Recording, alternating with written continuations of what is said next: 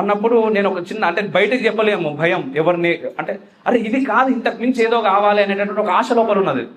ఈ పుస్తకంలో ఉన్నది మాత్రమే కాదు, పుస్తకంలో ఉన్నది ఖచ్చితంగా అవసరమే, కానీ పుస్తకంలో ఉన్నది మాత్రమే చదివేసి మార్కులు కొట్టేస్తే జీవితంలో బాగుపడతామా అన్నప్పుడు నాలో ఎదురైనటువంటి ఒక ప్రశ్నకు నేనే రాసుకున్నట్టు ఒక సమాధానం.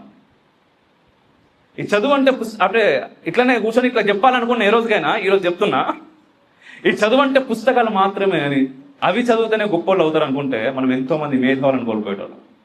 ఆ మేధావులు చెప్పారు ఒకసారి. సచిన్ టెండూల్కర్ ఏం చదువుకున్నాడు? ఏపీజే అబ్దుల్ కలాం ఏం చదువుకున్నాడు? నేతాజీ సుభాష్ చంద్రబోస్, భగత్ సింగ్, విరాట్ కోహ్లీ.